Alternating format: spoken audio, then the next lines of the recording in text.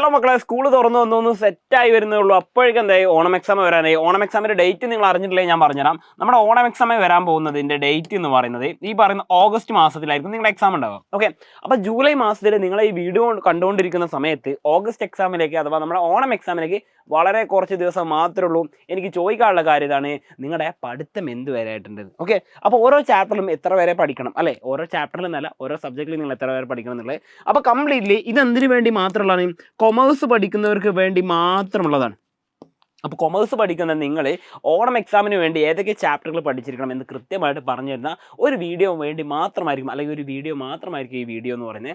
നിങ്ങൾ ശ്രദ്ധിക്കുകയും അതുപോലെ പരീക്ഷയ്ക്ക് പ്രിപ്പയർ ചെയ്യേണ്ട ചാപ്റ്റേഴ്സിൻ്റെ ലിസ്റ്റ് നോക്കുന്നതിന് മുമ്പായിട്ട് ആദ്യമായിട്ട് ഇത് ഏത് കൊമേഴ്സുകാർക്കുള്ളതെന്ന് വെച്ചാൽ അതും കൂടി ഞാൻ പറഞ്ഞുതരാം. വേറൊന്നുമല്ല, നമ്മുടെ കൊമേഴ്സിൻ്റെ ലിസ്റ്റ് എടുക്കുന്ന സമയത്ത് ഓണം എക്സാമിന് നിങ്ങൾ ഈ പറയുന്ന ഏതെങ്കിലും ഒരു കൊമേഴ്സ് ആയിരിക്കും പഠിക്കുന്നുണ്ടാവാം. ഒന്നുകിൽ മാത്സ് കൊമേഴ്സ് ആവാം, അല്ലെങ്കിൽ പൊളിറ്റിക്കൽ കൊമേഴ്സ് ആവാം, അല്ലെങ്കിൽ കമ്പ്യൂട്ടർ കൊമേഴ്സ് ആവാം, അല്ലെങ്കിൽ സ്റ്റാറ്റിക് കൊമേഴ്സ് ആവാം. ഇങ്ങനെ 4 ടൈപ്പ് കൊമേഴ്സിൽ ഏതെങ്കിലും ഒരു സബ്ജക്റ്റ് ആയിരിക്കും, ഈ പറഞ്ഞിരിക്കുന്ന ഏതെങ്കിലും ഒരു ഓപ്ഷൻ ആയിരിക്കും നിങ്ങൾ പഠിക്കുന്നുണ്ടാവുക. നിങ്ങൾ ഒരു പേടി മേടിക്കുന്ന കേരളത്തിലെ എല്ലാ ടൈപ്പ് കൊമേഴ്സുകാർക്കുള്ള ഓണം എക്സാമിൻ്റെ എല്ലാ പോർഷൻസും ഈ വീഡിയോയിൽ പറയുന്നുണ്ട്. അപ്പോൾ നിങ്ങൾ ആദ്യമേ ചെയ്യേണ്ട കാര്യം, ഈ വീഡിയോ കാണുന്ന നിങ്ങൾ ഈ ചാനൽ സബ്സ്ക്രൈബ് ചെയ്തിട്ടില്ലെങ്കിൽ ആദ്യം തന്നെ ചാനൽ സബ്സ്ക്രൈബ് ചെയ്യുക. അതോടൊപ്പം തന്നെ വീഡിയോക്ക് ലൈക്ക് അടിക്കുക. പിന്നെ എന്ത് ചെയ്യുക, നിങ്ങളുടെ വീഡിയോ നിങ്ങളുടെ ഫ്രണ്ട്സുമായിട്ട് ഷെയർ ചെയ്യുക. കാരണം എന്ന് പറയുന്നത് നമ്മൾ മാത്രം നന്നായ പോരാ, നമ്മുടെ ഫ്രണ്ട്സ് കൂടെ എന്ത് വേണം, നമ്മുടെ കൂടെ നന്നാവണം. ഓക്കെ, അപ്പോൾ നമ്മൾ പഠിക്കുമ്പം അവർ കൂടി പഠിക്കട്ടെ. ഇനി നിങ്ങൾ നോക്കേണ്ട കാര്യം, നമ്മുടെ കൊമേഴ്സ് എന്ന് പറയുന്ന സമയത്ത് നമുക്ക് നോക്കാൻ പറ്റുന്ന കാര്യം, ഈ പറയുന്ന 3 സബ്ജക്റ്റ് നമുക്ക് കോർ പേപ്പറുകളാണ്, അല്ലേ? ഈ 3 നമ്മുടെ കോർ പേപ്പേഴ്സാണ്. കോർ പേപ്പേഴ്സ് എന്ന് പറയുമ്പോൾ വേറെ ഒന്നുമല്ല, ഇതെല്ലാവരും കൊമേഴ്സിൽ പഠിക്കുന്ന പേപ്പറുകളാണ്. ഏതൊക്കെയാണ്? വേറെ ഏതുമല്ല, നിങ്ങൾക്ക് ഇവിടെ കാണാൻ പറ്റും. ഒന്ന് നമ്മുടെ എക്കണോമിക്സ്, പിന്നെ അക്കൗണ്ടൻസി, ബിസിനസ് സ്റ്റഡീസ്. അപ്പോൾ ഈ 3 കോമൺ ആയിട്ട് എല്ലാവർക്കും കോമൺ ആണ്. അത് മാത്സ് കൊമേഴ്സ് ആവട്ടെ, ഈ പറഞ്ഞ കമ്പ്യൂട്ടർ കൊമേഴ്സ് ആവട്ടെ, ഇനി പൊളിറ്റിക്കൽ കൊമേഴ്സോ അല്ലെങ്കിൽ സ്റ്റാറ്റിക് കൊമേഴ്സോ ഏതായിക്കോട്ടെ, നിങ്ങൾക്ക് എല്ലാവർക്കും കോമൺ ആയിട്ട് ഈ 3 സബ്ജക്റ്റ് എല്ലാവർക്കും കോമൺ ആണ്. പിന്നീട് നിങ്ങൾക്ക് ഓപ്ഷൻ വരുന്നത് ഏതൊക്കെയാണ്? Mathematics, political science, computer application and statistics. ഈ പറഞ്ഞിരിക്കുന്ന 4 പിന്നെ നമുക്ക് ഓപ്ഷൻസ് ആയിട്ട് വരുന്നത്. അപ്പോൾ ഈ 3 കോർ പേപ്പേഴ്സിന് എല്ലാവർക്കും കോമൺ ആയിട്ടുള്ള ചാപ്റ്റേഴ്സാണ്. അപ്പോൾ ഓരോന്നായിട്ട് നോക്കുള്ളൂ. ഫസ്റ്റ് വൺ നമ്മൾ നോക്കുന്ന അക്കൗണ്ടൻസിയാണ്.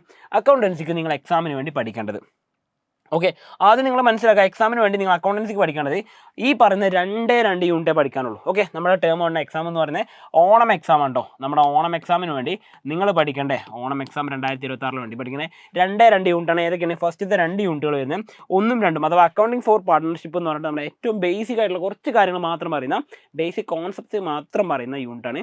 സിമ്പിളായിട്ട് പഠിക്കാൻ പറ്റുന്ന യൂണിറ്റാണ് അതും. എന്നാൽ നമ്മുടെ ഈ പറഞ്ഞ അക്കൗണ്ടൻസിക്ക് ഇറങ്ങി തുടങ്ങുന്ന ചാപ്റ്ററാണ് റീകോൺസ്റ്റിറ്റ്യൂഷൻ എന്ന് പറയുന്ന ഓഫ് എ പാർട്ട്ണർഷിപ്പ് ഫേം എന്ന് പറയുന്ന ഈ ഒരു ഭാഗം നിങ്ങൾ ഡീറ്റെയിൽ ആയിട്ട് പഠിക്കണം. ഓക്കെ, അപ്പോൾ ഈ 2 ചാപ്റ്ററുകൾ മാത്രമേ എന്തുണ്ടാവുള്ളൂ, ഈ ഓണം എക്സാമിന് ഉണ്ടാവുള്ളൂ. ഇനി അടുത്തത് നമ്മുടെ ബിസിനസ് സ്റ്റഡീസ് ആണ്. ബിസിനസ് സ്റ്റഡീസിന് നമുക്ക് 2026 എക്സാമിന് വരാൻ പോകുന്ന പോർഷൻസ് എന്ന് പറയുന്നത് ആകെ 5 യൂണിറ്റുകളുള്ളത്. ഓക്കെ, നമുക്കുള്ള യൂണിറ്റുകളിൽ 5 നമുക്ക് ഓണപ്പരീക്ഷ വരാണ്ട്. അപ്പോൾ 5 യൂണിറ്റൊക്കെ ഞങ്ങൾ എങ്ങനെയാണ് സാറേ പഠിക്കുക? 5 നമ്മൾ പഠിക്കണം. കാരണം നിർബന്ധമായിട്ടും പരീക്ഷയ്ക്ക് ഈ പറഞ്ഞ 5 യൂണിറ്റിൽ നിന്നും ചോദ്യങ്ങൾ വരും. അപ്പോൾ നിങ്ങൾ മനസ്സിലാക്കണ്ടേ, ഈ 5 യൂണിറ്റിൽ നിന്നും ചോദ്യങ്ങൾ വരുമെന്ന് പറഞ്ഞാൽ എല്ലാ ചാപ്റ്ററിനും ഒരുപോലെ ചോദ്യങ്ങൾ വരും എന്നല്ല പറഞ്ഞത്. ഈ പറഞ്ഞിരിക്കുന്ന 1, 2, 3, 4 ചാപ്റ്ററുകളും അതിൻ്റെ കൂടെ 5ാമത്തെ ചാപ്റ്ററും എന്ന രീതിയിലാണ് നിങ്ങൾ പഠിക്കാൻ. ഓക്കെ, അതായത് നമുക്ക് സിമ്പിളാണ്. ഫസ്റ്റ് ഓഫ് ഓൾ നമുക്ക് പഠിക്കാനുള്ളത് എന്താണ്? മാനേജ്മെൻറ്റ് എന്താ, അതിൻ്റെ പേർപ്പസ് എന്താണെന്ന് പറയുന്നതാണ് 1ാമത്തെ ചാപ്റ്റർ. 2ാമത്തെ അതിൻ്റെ പ്രിൻസിപ്പിൾസാണ് പറയുന്നത്. മാനേജ്മെൻറ്റ് ഓൾറെഡി നിങ്ങൾ പഠിച്ചിട്ടുണ്ടാവും, പ്രിൻസിപ്പിൾസ് പഠിച്ചിട്ടുണ്ടാവും, അല്ലേ? ലൂക്ക പാസിയോളും കാര്യങ്ങളൊക്കെ നിങ്ങൾ പഠിച്ചതിൻ്റെ കാരണം, ഈ അക്കൗണ്ടൻസി ഒക്കെ പഠിച്ചതിൻ്റെ കാരണം നിങ്ങൾ ഈ ബിസിനസ് സ്റ്റഡീസ് പഠിക്കുന്നുണ്ടാവുക. അപ്പോൾ അതിലെ മാനേജ്മെൻറ്റ് എന്താകും, അതിൻ്റെ പ്രിൻസിപ്പിൾസും സിമ്പിളായിട്ടുള്ള 2 ചാപ്റ്ററുകളാണ്. അതിനോടൊപ്പം ബിസിനസ് എൻവയോൺമെൻറ്റ്, ഓക്കെ, നിങ്ങൾ കുറച്ച് എഫേർട്ട് എടുത്ത് പഠിക്കേണ്ട ചാപ്റ്ററാണ് ബിസിനസ് എൻവയോൺമെൻറ്റ്. അതോടൊപ്പം പിന്നെ നമുക്ക് പോക്സ് എന്ന് പറയുന്നുണ്ടല്ലേ, അഥവാ നമ്മളെന്ത് പ്ലാനിങ്, ഈ പറഞ്ഞ ഓർഗനൈസിങ് സ്റ്റാഫിംഗ് എന്ന് പറഞ്ഞിട്ട് വരുന്നുണ്ടല്ലോ, അതിൽ പ്ലാനിങ് ഒരു ചാപ്റ്റർ പഠിക്കാനുണ്ട്, ഓർഗനൈസിങ് ഒരു ചാപ്റ്റർ കൂടി പഠിക്കാനുണ്ട്.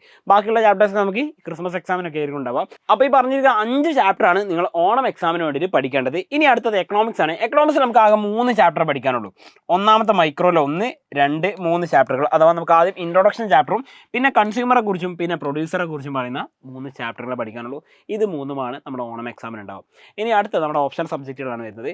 അഥവാ ആദ്യമായിട്ട് വരുന്ന മാത്തമാറ്റിക്സ് നിങ്ങൾ പഠിക്കേണ്ടത് മൊത്തം 5 യൂണിറ്റുകൾ പഠിക്കാനുണ്ട്. അതിൽ നമ്മുടെ റിലേഷൻഷിപ്പും ഫംഗ്ഷൻസും പഠിക്കാനുണ്ട്.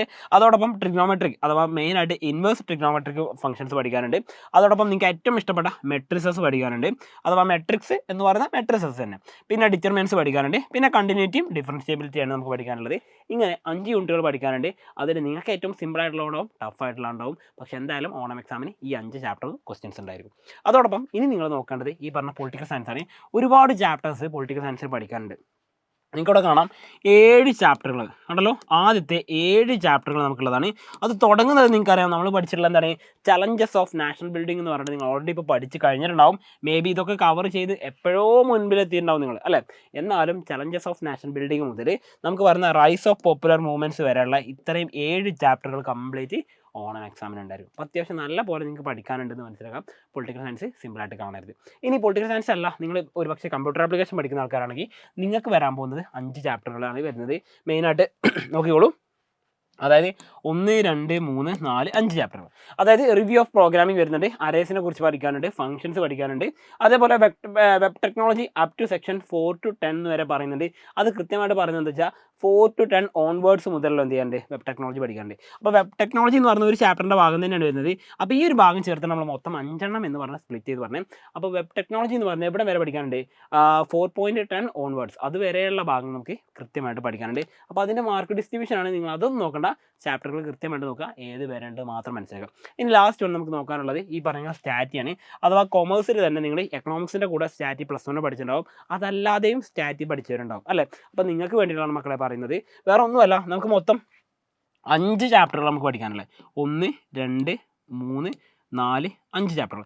ഈ 5 ചാപ്റ്ററിനാണ് നമുക്ക് എന്ത് ചെയ്യാനുള്ളത്, ക്വസ്റ്റ്യൻസ് വരാനുള്ളത്. അപ്പോൾ നമുക്ക് തുടങ്ങുന്ന കോറിലേഷൻ അനാലിസിസ് തുടങ്ങി നമുക്ക് ഡിസ്ക്രീറ്റ് പ്രോബിലിറ്റി ഡിസ്ട്രിബ്യൂഷൻ വരെയുള്ളത് കംപ്ലീറ്റ് കാര്യങ്ങൾ പഠിക്കാനുണ്ട്. നിങ്ങൾ ഒരുപക്ഷെ പ്രോബിലിറ്റി ഡിസ്ട്രിബ്യൂഷൻ ഒക്കെ പഠിച്ച സമയത്ത് ചിലപ്പോൾ കൺഫ്യൂസിങ് കാര്യങ്ങളൊക്കെ ഉണ്ടാവും. അപ്പോൾ എനിക്ക് ചോദിക്കാനുള്ള കാര്യം ഇതാണ്, നിങ്ങൾ ഈ പറഞ്ഞ ഫസ്റ്റ് ചാപ്റ്റർ പഠിച്ചപ്പോൾ നിങ്ങൾക്ക് വലിയ കുഴപ്പമില്ല, ഇൻട്രൊഡക്ഷൻ ചാപ്റ്ററുകളൊന്നും വലിയ കുഴപ്പമായിട്ട് ഫീൽ ചെയ്യുന്നുണ്ടാവില്ല. പക്ഷേ ബാക്കിയുള്ള ചാപ്റ്ററുകളൊക്കെ എന്തായിരിക്കും, കുറച്ച് കഴിയുമ്പോൾ നമുക്ക് കുറച്ച് ഡിഫിക്കൽട്ടായിട്ട് ഫീൽ ചെയ്യും. അത് നിങ്ങളുടെ കുറ്റം കൊണ്ടല്ല, ആ സബ്ജക്റ്റ് എങ്ങനെയാണ്. അപ്പോൾ നമ്മൾ എന്ത് ചെയ്യണം, നമുക്ക് ഏറ്റവും സിമ്പിളായിട്ട് നമുക്ക് ഏറ്റവും കണക്ട് ചെയ്ത് പഠിക്കാൻ പറ്റുന്ന രീതിയിൽ നമ്മളത് പഠിക്കുകയാണെങ്കിൽ, അല്ലെങ്കിൽ നിങ്ങളത് പഠിപ്പിച്ച് തരികയാണെങ്കിൽ നിങ്ങൾക്ക് ഏറ്റവും ഈസി ആയിട്ട് ചെയ്യാൻ പറ്റും.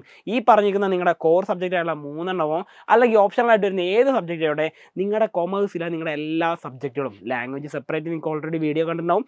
അപ്പോൾ ഈ പറഞ്ഞിരിക്കുന്ന എല്ലാ കണ്ടന്റുകളും കൃത്യമായിട്ട് പഠിക്കാൻ നിങ്ങളെ കൊണ്ട് സാധിക്കും. അതിന് നിങ്ങൾക്ക് വേണ്ടതാണ് ഏറ്റവും മികച്ച രീതിയിലുള്ള ഒരു അസിസ്റ്റൻസ്. ഞാൻ വെറുതെ പറഞ്ഞല്ല, ഒന്നാമത്തെ ചാപ്റ്റർ കഴിഞ്ഞ് രണ്ടാമത്തെ ചാപ്റ്ററിൽ എത്തിയപ്പോൾ നിങ്ങളുടെ അവസ്ഥ എന്താണ് നിങ്ങൾക്ക് തൊട്ട് താഴെ കമൻറ്റ് ചെയ്യാം. അതായത് ഫസ്റ്റ് ചാപ്റ്റർ പഠിച്ചു കഴിഞ്ഞാൽ കുഴപ്പമില്ല, പക്ഷേ സെക്കൻഡ് ചാപ്റ്ററിൽ എത്തിയപ്പോൾ നിങ്ങൾക്ക് മനസ്സിലായി കുറച്ച് ലെവൽ കൂടി അല്ലേ. അതായത് ഫസ്റ്റ് ചാപ്റ്റർ സിമ്പിളായിട്ട് നിങ്ങൾ പഠിച്ചിട്ടുണ്ടാവും, പക്ഷേ സെക്കൻഡ് ചാപ്റ്റർ എത്തി കഴിഞ്ഞപ്പോൾ എന്ത് ചെയ്തു, സ്റ്റെപ്പിൻ്റെ വലുപ്പം കൂടിയ പോലെ കുറച്ചുകൂടി ഉണ്ടാവും. തേർഡ് ചാപ്റ്റർ ആകുമ്പോൾ ഒന്നുകൂടി വലുതാവും. ഈ ഒരു അവസ്ഥയിലേക്ക് നമ്മൾ പോകുന്നുണ്ടാവുക. അപ്പോൾ ഫസ്റ്റ് ചാപ്റ്റർ നമ്മൾ വെറുതെ കാലെടുത്ത് വെച്ചു, പക്ഷേ രണ്ടാമത്തെ ചാപ്റ്റർ നമ്മൾ കുറച്ച് ചാടേണ്ടി വരും, മൂന്നാമത്തെ ചാപ്റ്റർ നമ്മൾ വലിയൊരു ഹൈ ജമ്പ് ചാടേണ്ടി വരും. അപ്പോൾ ഈ ഒരു ലെവലിലേക്കാണ് നമ്മുടെ പഠനം പോകുന്നത്. അത് നിങ്ങളുടെ കുറ്റം കൊണ്ടല്ല എന്ന് ഞാൻ പറഞ്ഞു, നമുക്ക് പഠിക്കാനുള്ള കണ്ടന്റുകൾ അങ്ങനെ.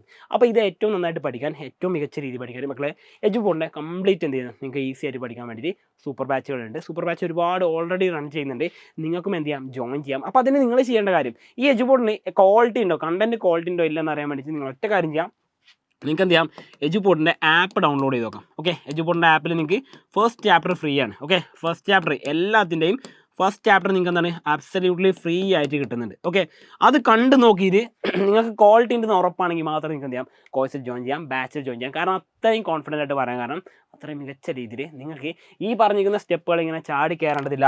നമ്മൾ സാധാരണ നടന്നു പോകുമ്പം 1, അതുപോലെ നടന്നു പോകുമ്പോൾ കാണുന്ന 2, നടന്നു പോകുമ്പോൾ കാണുന്ന 3 എന്നിങ്ങനെ പറഞ്ഞാൽ നമുക്ക് സിമ്പിളായിട്ട് ഏറ്റവും സ്ട്രെയിറ്റ് ആയിട്ട് തന്നെ പഠിച്ചു പോകാൻ പറ്റും.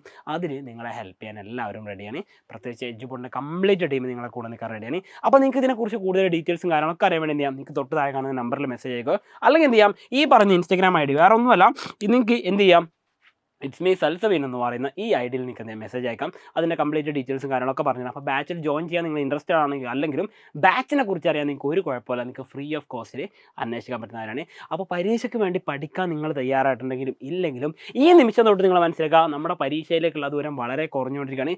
ഓണം എക്സാമായി, ഓണം കഴിഞ്ഞ് ഇനി പെട്ടെന്ന് എന്ത് ചെയ്യും, ഈ പറഞ്ഞിരിക്കുന്ന ക്രിസ്മസ് എക്സാം വരും. അതിൻ്റെ ഇടയിൽ നമ്മുടെ കലോത്സവം, സ്പോർട്സ്, ആർട്സ് എന്നിങ്ങനെ പറഞ്ഞു, അതിൻ്റെ കൂടെ ശാസ്ത്രമേള, വിദ്യാരംഗത്തിൻ്റെ കുറേ പരിപാടികൾ വന്ന് പഠിക്കാൻ സമയമില്ലാതെ പോകും. അപ്പം നമുക്ക് കൃത്യമായിട്ട് ഇത് എങ്ങനെ പഠിച്ച് തീർക്കണം എന്നൊരു കൺഫ്യൂഷൻ ആയിക്കൊണ്ട് അങ്ങനെയായിരിക്കും നമ്മുടെ 2027 ജനുവരി ആരംഭിക്കാൻ പോകുന്നത്. നിങ്ങൾ മനസ്സിലാക്കുക, 2027 ജനുവരി ആരംഭിക്കുന്ന സമയത്ത് ഇതൊന്നും പഠിച്ച് തീർക്കാൻ പറ്റാത്തൊരവസ്ഥയിലേ നിങ്ങൾ കുടുങ്ങിയിരിക്കുന്നൊരവസ്ഥ കഴിഞ്ഞ 5 വർഷമായിട്ട് ഞാൻ എൻ്റെ കുട്ടികളുടെ ഇതിൽ കണ്ടിട്ടുണ്ട്. അപ്പോൾ അവരിത് പറഞ്ഞ കാര്യം കുറച്ചുകൂടി നേരത്തെ തുടങ്ങായിരുന്നതാണ്. അപ്പോൾ നിങ്ങളോട് ഞാൻ പറഞ്ഞു, നിങ്ങൾ എപ്പോഴും വൈകിട്ടില്ല, ഇപ്പോൾ തൊട്ട് പഠിച്ചു തുടങ്ങിക്കോ, നല്ല മാർക്ക് സ്കോർ ചെയ്യാൻ പറ്റും.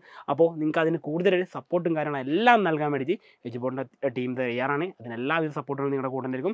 അപ്പോൾ കൂടുതൽ കാര്യങ്ങളും ഡീറ്റെയിൽസൊക്കെ അറിയാൻ വേണ്ടി നിങ്ങൾക്ക് തൊട്ട് താഴെ നമ്പറിൽ മെസ്സേജ് അയക്കുകയോ അല്ലെങ്കിൽ എന്ത് ചെയ്യാം, ഈ പറഞ്ഞിരിക്കുന്ന ഇൻസ്റ്റാഗ്രാം ആയിട്ട് മെസ്സേജ് അയക്കുകയോ ചെയ്യാം. വീണ്ടും കാണാം. It's me Salsabeen signing out from Edupod. Happy learning all. By.